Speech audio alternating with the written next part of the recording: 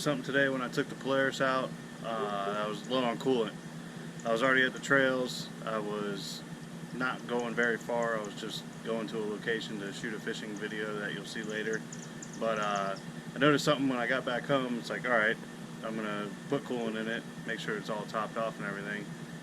So I go to the Polaris dealer here in town, get some coolant, you know, to come home and I'm just going to make sure I'm topped off on coolant.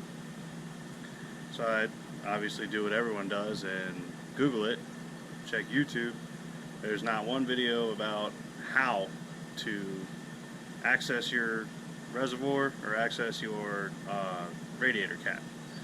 So that's what I'm going to show you today. And the good thing about today's video is the only tools you'll need to top off your coolant and check the level is a T25 Torx and some Polaris coolant. Go by the color to match whatever you got in there. Some of them don't mix. Alright, so like I said, the only two things we're going to need to do this is some Polaris coolant and a T25 Torx. First thing you're going to want to do, release your compartment latches, flip up your compartment, which might not stay because I parked on an incline, which is something we will get to later. There we go. Pull back your rubber seal, because what we're going to do is we're taking this compartment off. That's where our T25 comes in handy. There's only 4 screws.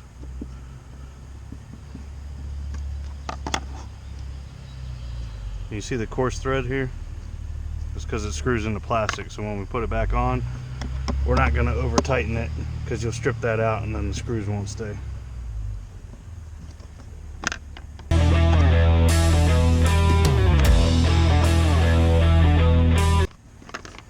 Convenient little compartment here. Just put your stuff there. Alright, this is a little tricky. We've got to pull up here, and it's going to release here as we pull up. Like that. See these tabs? Clip in right here.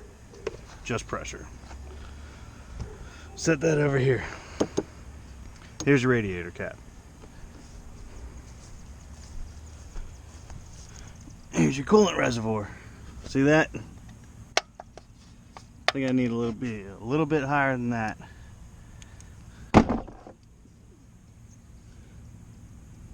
Got our max, min. I'm way down here.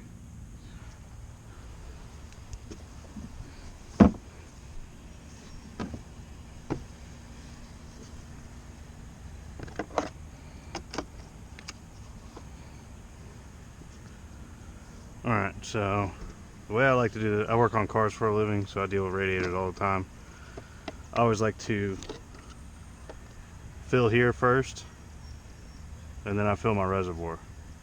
And a little factory tip I got today from the guy at Polaris is, the reason I have this parked on an incline, you can just burp this. Keep filling here. We're going to let it run, emergency brake, parking on, and we're going to let it idle and it'll burp itself through just being, you know, tilted back. So we're going to top this off real quick.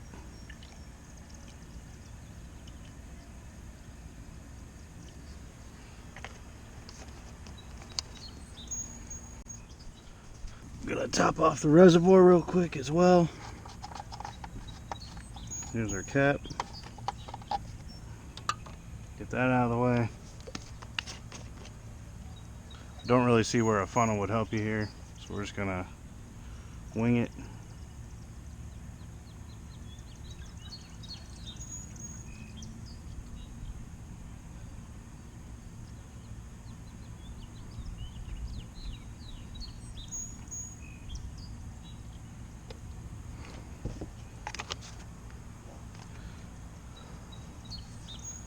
Now we are right up to the max line, which I'm okay with.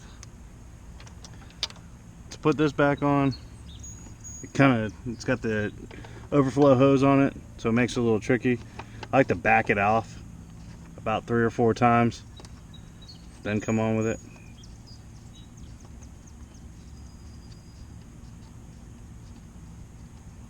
That way you're not twisting your overflow line up, and it just makes it a whole lot easier. Alright, so with our coolant topped off, we are now going to start it up. Parking brakes on. Here, we're in park.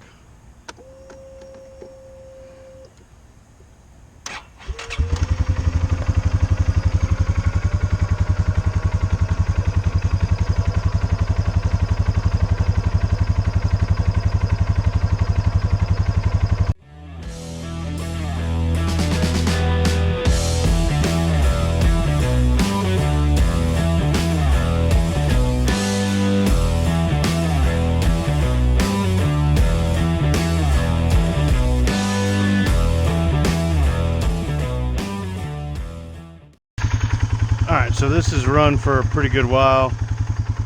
I did this basically as a precautionary measure. I wasn't sure how low the coolant was, so this is basically a way to burp the system. According to the guy at the dealership, you park it on an incline. There's nothing above this fill right here. Let it run. If it has air bubbles in it, it'll naturally burp itself. Other than that, you're good to go. So she's been running. We're going to turn her off. Alright. So our coolant is full. We're going to grab our cap.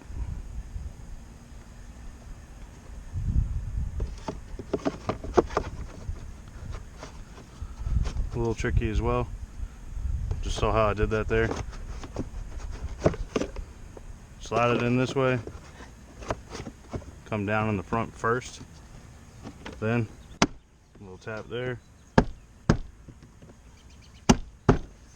Make sure we're in. Oh yeah. Gonna run our Torx back in.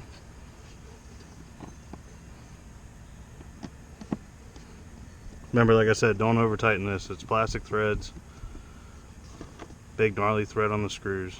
So just twist it till it's hand tight and you're good.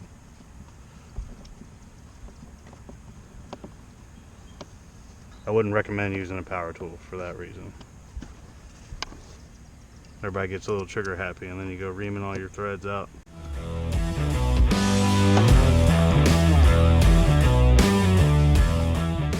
Alright, no more use for our Torx bit.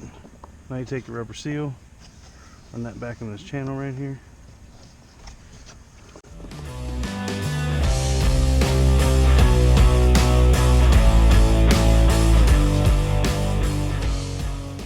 Pulled tension somewhere.